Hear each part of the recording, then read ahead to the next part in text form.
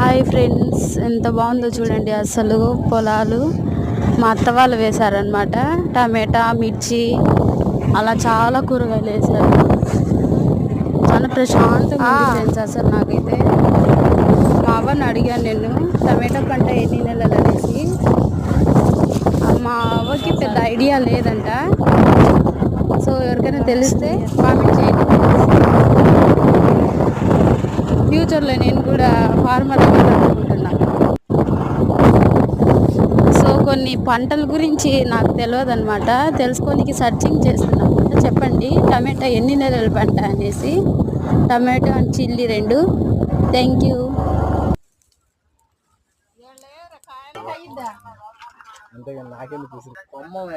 చెట్టే